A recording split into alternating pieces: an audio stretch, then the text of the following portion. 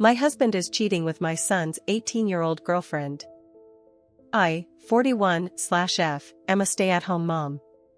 My husband, 48/M, whom we'll call Paul, works in finance.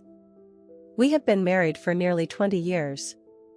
We have 2 kids, whom we'll call Eric, our 18-year-old son, currently a senior in high school, and Mary, our 15-year-old daughter.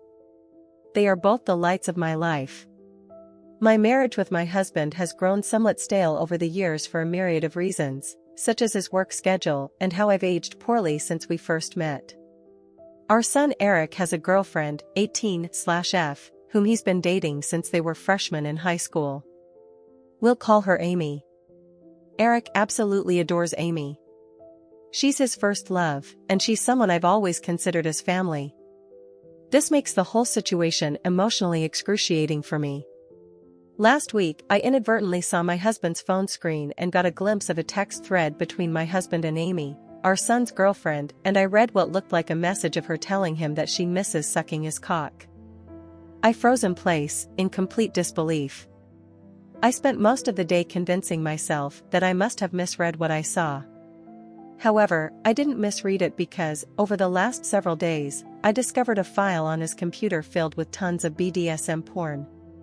He clearly has a porn addiction. He also has saved photos of Amy from her Instagram on his computer.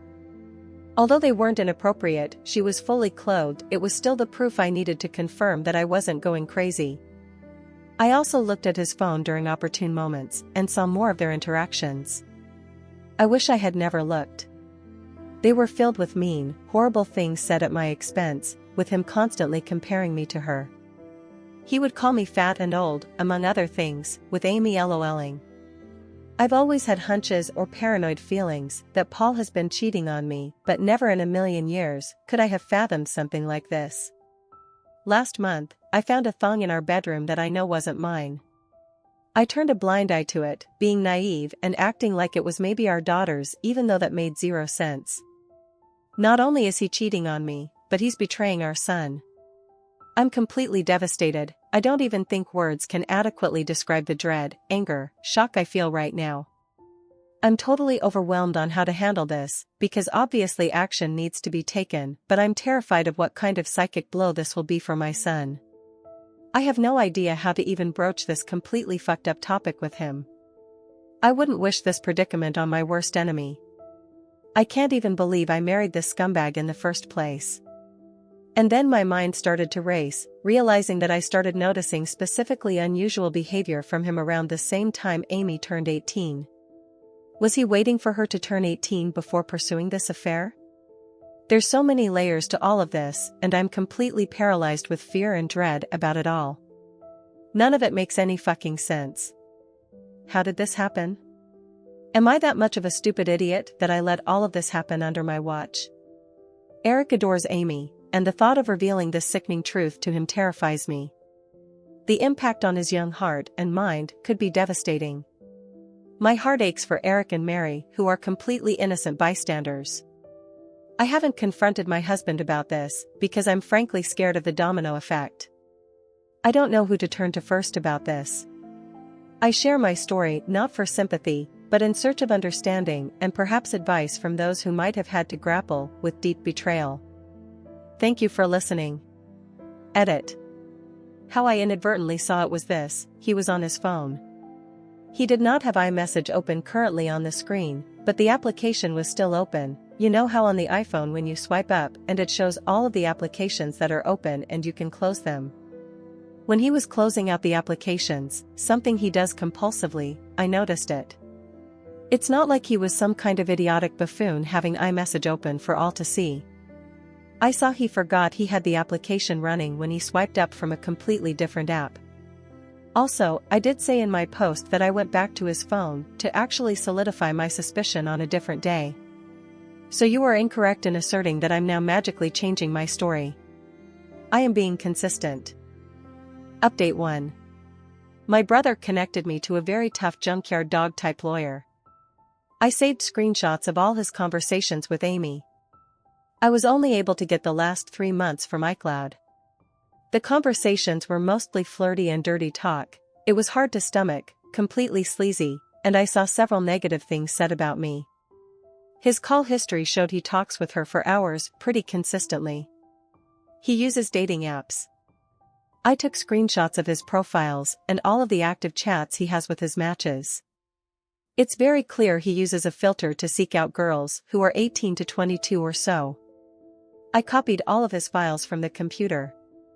He goes on sex chat rooms and forums, and he spends a ton of money on OnlyFans. I rummaged through every possible hiding spot I could think of in the house. He had various toys, blindfolds, cuffs, lubricants, etc. He also had different outfits which looked kind of like a girl's Catholic school uniform and a French-maid type outfit too. I picked up Eric and Mary from school, and we all drove to my brother's. They were able to sense something was awry when I picked them up. I delicately told them the entire situation, and I broke down crying. Mary had the most anger, even more than Eric. I met with Amy's mother and told her everything. She confiscated Amy's phone and gave me the entire chat log. It only dated back 3 months ago, like on my husband's cloud, almost as if they both deleted the messages at the same time. She told me Amy sobbed when confronted. Amy basically told her mother that she will never understand and that she and him are in love. I don't want to get into too many details with what else she was saying, but suffice to say, it's very easy to assume that my husband slowly and methodically became a sage-like figure in her life, making her feel she could rely on him, and he took advantage of the fact that she came from a broken home.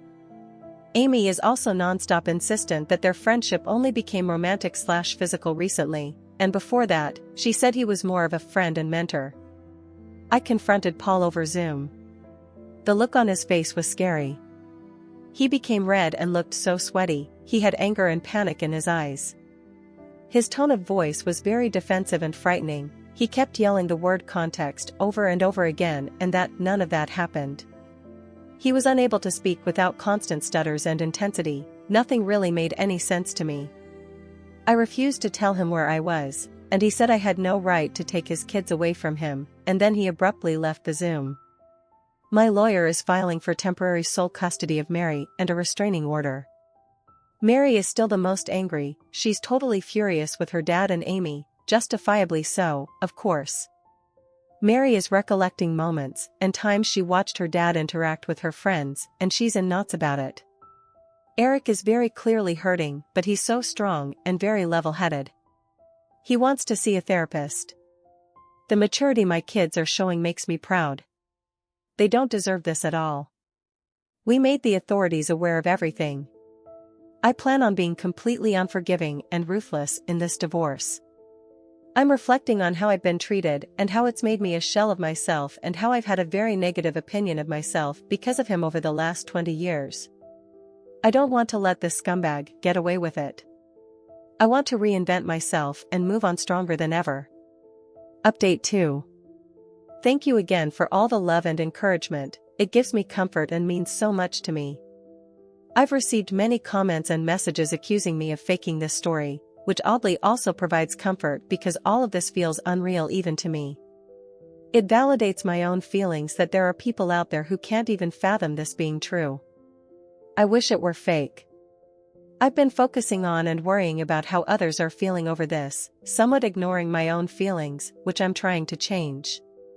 I range from anger to numbness, like a light switch. We're all safe and still at my brother's house. We're very careful, and his house is secured. Paul has tried to call my cell phone several times a day. I am refusing to interact with him, and I will have my lawyer handle all correspondence. He scares me, frankly. My brother has a very secure house with an alarm system and deadbolt locks. We feel safe with him. Both my son and I got checked out and tested. It appears so far that we're both clean based on the immediate rapid tests, but in the coming days, we'll know for certain when the lab results come in. I'm not overly concerned. Eric is scheduled to see a therapist early next week, which is very good and needed. He's not himself right now. He seems a bit shell-shocked, and I am concerned. He internalizes a lot, and it's hard to get a read on what's going on in his head. That being said, he's thoughtful and has been talking with me, asking me how I'm doing and everything. He's not interested in corresponding with his dad at all. He calls only my cell phone, and he hasn't tried to reach out to either Eric or Mary. I get the sense that Paul is extremely nervous. He's scared, and I think he deep down knows that if investigated thoroughly, he would be in big trouble. That's what my gut is telling me. I still think about the Zoom call with him, and the more I think about it, the more it looked like he was a man whose entire world was crashing down on him. The panic in his face was very apparent. I offered Mary for me to make an appointment with a therapist as well, but she doesn't want to see one yet. She said she's open to it eventually, but wants time to herself. She's been asking her friends about her dad and if they experienced any creepiness from him. Her friends were open and honest with her, and apparently, they felt like he stared a lot and sensed his hovering presence whenever they were over. One of Mary's friends went so far as to say that she felt like he was checking her out a lot, like looking at her rear and complimenting the color of her yoga pants. At the time, no issue was brought up about it, but in light of everything that has been happening, it seems strange now. He would sit himself in different areas or vantage points to get a good view of her, she claimed. He also asked questions about what kind of friend group or which clique they were in at school. He kept asking about if they were popular girls. I'm completely embarrassed that they had this experience at our house. As for updates on Amy, which is the main reason why I wanted to write this update, I completely agree that she is also a victim. A lot of people have been emphasizing that, and I agree. I've done everything I could in my own power to indirectly get her opportunities to get help. Like I said, I told her mother, and she's been updating me on everything. Amy, unfortunately, is still living in her deluded reality, and I can only pray that she'll eventually come to her senses. She doesn't want to see any doctors or therapists at all and has been constantly trying to reach Paul because, again, she believes that they are in love. From what I've been told, she hasn't been able to get hold of him, and he's been avoiding communication with her completely. Amy blames me for that and believes I took away his devices and am very controlling. Any truth that her mother tries to convey to her is met with conspiracy theories and hostility. Amy looks at me as a villain and still sees Paul through rose-colored glasses. Her mother showed her screenshots of his dating app profiles and matches, and she refuses to believe it, saying I photoshopped it. According to her mom, Amy keeps saying things like everyone is just mad because she found herself a real man and that I'm jealous because she takes better care of him than I do. It's in line with some of the conversations I screenshot, where a lot of what Paul says is him complaining about things I don't do for him sexually. Right now, she's insistent that she and Paul will be together in the long run. Ugh, he's honestly a slimeball. I can only hope that Amy comes to her senses, but me directly intervening doesn't feel like it would be productive at the moment, maybe eventually though. That's where the story ends.